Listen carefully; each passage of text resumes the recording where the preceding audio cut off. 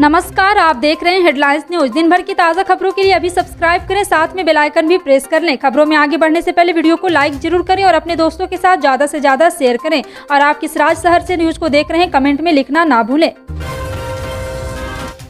उत्तराखंड के मुख्यमंत्री पुष्कर सिंह धामी ने रविवार को फिर दोहराया कि उत्तराखंड में समान नागरिक संहिता लागू करने को लेकर मसौदा तैयार करने के लिए विशेषज्ञों की समिति गठित करने का निर्णय लिया गया है। देहरादून में मुख्यमंत्री आवास में कार्यक्रम 5 जन संवाद में मुख्यमंत्री ने कहा है कि समान नागरिक संहिता के संबंध में चुनाव से पूर्व किए अपने वादे को पूरा करने की दिशा में हमने महत्वपूर्ण कदम उठाया है। उन्होंने कहा है कि मंत्रिमंडल की पहली बैठक में निर्णय लिया गया कि राज्य में समान नागरिक संहिता के क्रियान्वयन के लिए विशेषज्ञों की समिति बनाई जाएगी।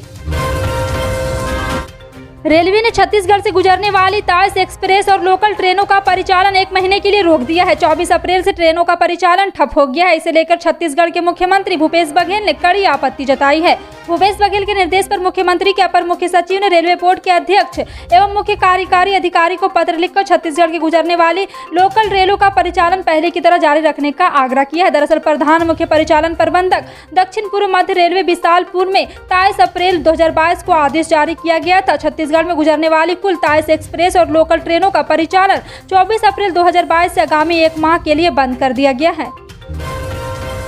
राजस्थान के कोटा जिले के रामगंज मंडी उपखंड में बीते कई दिनों से अघोषित बिजली कटौती की जा रही है, जिससे ग्रामवासियों को काफी परेशानी का सामना करना पड़ रहा है। एक तो भीषण गर्मी के चलते ग्रामीणों का घर से बाहर निकलना मुश्किल हो रहा है, वहीं एक और बिजली विभाग के अधिकारियों की घोर लापरवाही सामने आ रही है। अधिकारियों की नजर में तो गाँव में जानवर बस रहे हैं। सारी बिजली कटौती अधिकारी ग्रामीण क्षेत्र में कर रहे हैं। गाँव के अंदर बिजली कटौती का कोई समय नहीं है। उनके लिए तो ग्रामवासियों का खाना बनाने का समय, देर रात सोने के समय में दिन करीब लगातार 3 से 4 घंटे तक बिजली कटौती करने में ग्रामवासियों का गुस्सा 7वें आसमान पर चढ़ रहा है।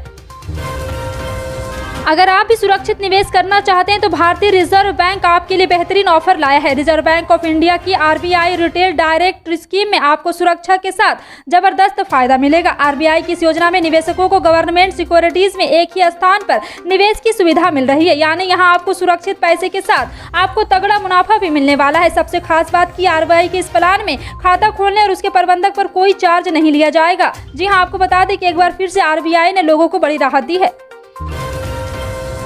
हिमाचल के वरिष्ठ भाजपा नेता एवं पूर्व मुख्यमंत्री प्रोफेसर प्रेम कुमार धूमल का दावा है कि बीजेपी इतिहास बनाकर मिशन रिपीट करेगी। प्रेम कुमार धूमल ने बाबा बाल जी के आश्रम पहुंचने पर बाबा बाल जी महाराज का आशीर्वाद लिया। उन्होंने वहां पर NGO द्वारा लगाए गए हेल्थ शिविर में शिरकत की और NGO द्वारा किए गए प्रयासों की तारीफ की। पूर्व मुख्यमंत्री प्रेम कुमार धूमल ने हिमाचल प्रदेश में भारतीय जनता पार्टी द्वारा इतिहास बनाते हुए मिशन रिपीट किए जाने का दावा किया। ऊना में राष्ट्रीय संत बाबा बाल के यहाँ एक कार्यक्रम में आए पूर्व मुख्यमंत्री ने कांग्रेस और आम आदमी पार्टी पर प्रतिक्रिया देते हुए सभी को लोकतंत्र में चुनावी युद्ध लड़ने का अधिकार होने की बात कही। देश में किसानों के आर्थिक हालात सुधारने के लिए केंद्र सरकार द्वारा बहुत सी योजनाएं संचालित की जा रही है। जी हां, आपको बता दें कि इनमें से एक प्रधानमंत्री किसान सम्मान निधि योजना है। इसके तहत गरीब और मंझोले किसानों के खाते में सालाना 6,000 रुपये ट्रांसफर किए जाते हैं। अब तक इस योजना के तहत 10 किस्तें दी जा चुकी है। 10वीं किस्त नए साल के पहले दिन किसानों के खाते में भेजी गई थी। अब किसानों को इसकी अगली किस्त का इंतजार है। जी हाँ, आपको बता दें कि EKYC योजना की अगली किस्त का लाभ लेने के लिए केंद्र सरकार ने EKYC करवाना अनिवार्य कर दिया है। बता दें कि मोदी सरकार द्वारा दी गई EKYC कराने के नियमों में पूरा परिवर्तन किया गया है। RJD प्रवक्ता मृत्युंजय तिवारी ने कहा, नेता प्रतिपक्ष तेजस्वी यादव ने गृह मंत्री अमित शाह से सीधा सवाल किया। RJD प्रवक्ता ने कहा है कि अगर हिम्मत है तो बीजेपी इसका जवाब दे। अपने 17 सालों की उपलब्धि अमित शाह नहीं बता पाए, लेकिन राजद के शासनकाल को याद कराकर जनता को डराने का प्रयास कर रहे थे। इस दौरान उन्होंने कहा है कि जिस धरती से वह भाषण दे रहे थे, अमित शाह ये भी बता दे कि कुछ दिन पहले वहां क्या घटना घटी है। यह महाजंगल राज चलाने वाले हैं और इन्हें शर्म नहीं है। बीजेपी इस समय बौखलाई हुई है। RJD प्रवक्ता ने कहा कि तेजस्वी यादव ने सही सवाल खड़ा किया है कि पहले रोजगार कहाँ है, ये तो बताइए। 19 लाख तो दूर 19 लोगों को भी रोजगार नहीं दे पाए। महंगाई क्यों बढ़ गई या नहीं बता पाए। जनता को डराने का नाकाम प्रयास अमित शाह ने किया है।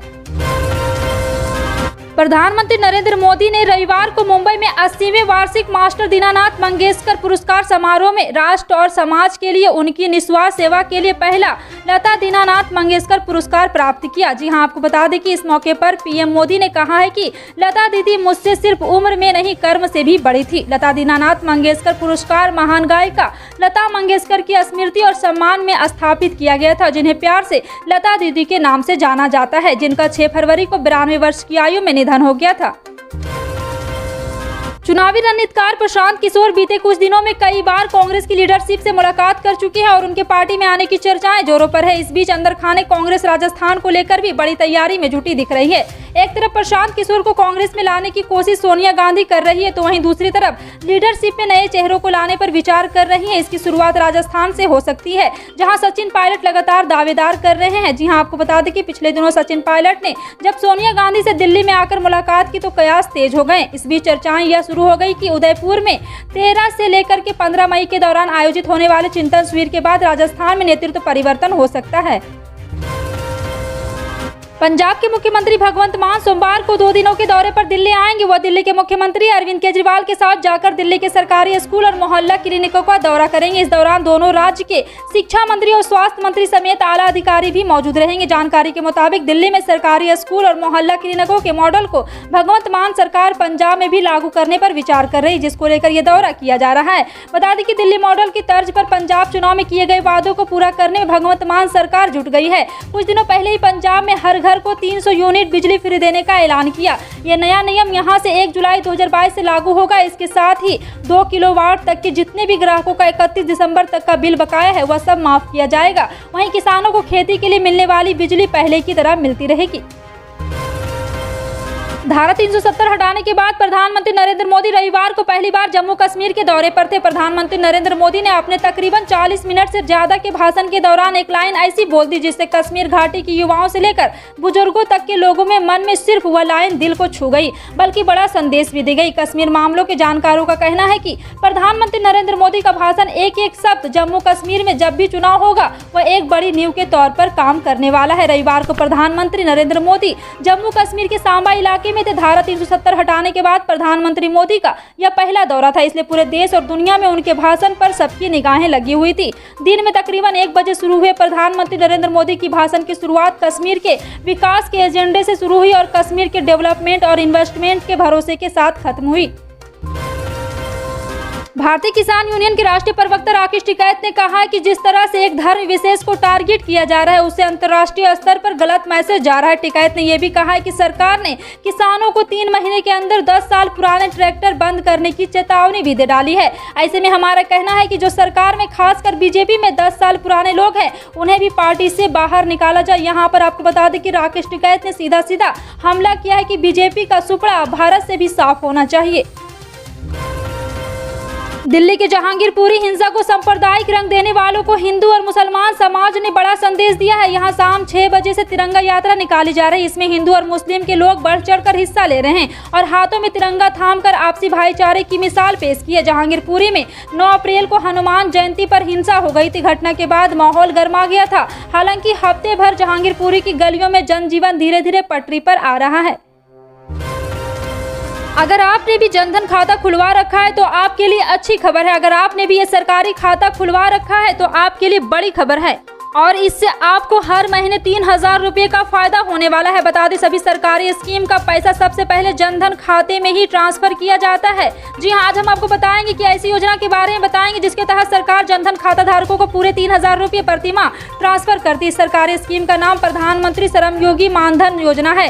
इस योजना के तहत मिलने वाले पैसों को पेंशन के रूप में दिया जाता है। इस स्कीम का फायदा जनधन अकाउंट होल्डर को भी मिलता है। केंद्र सरकार की मानधन योजना में 18 साल से लेकर 40 तक का कोई भी व्यक्ति भाग ले सकता है। जब कोई व्यक्ति 60 साल का हो जाता है तब उसको इस स्कीम का पैसा ट्रांसफर किया जाता है। इसमें सालाना 36,000 रुपये ट्रांसफर किए जाते हैं। इस स्कीम का फायदा असंगठित सेक्टर में काम करने वाले लोगों को मिलता है।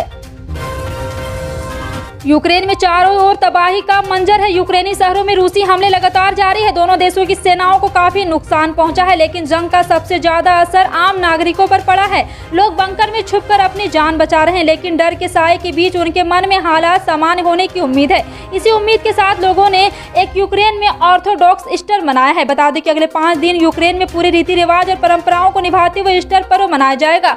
ईस्टर बेफिक्र होकर खुशियां मनाने का पर्व है, लेकिन यूक्रेन के हालात बदतर हो गए। यहाँ लोगों की आंखों में आंसू रुकने का नाम ही नहीं ले रहा है। जंग के बाद से अब तक हजारों लोगों की मौत हो चुकी है। लोगों ने अपने को खोया है। आप सभी जंग के थमने और नए सिरे से जिंदगी शुरू करने का इंतजार कर रहे हैं।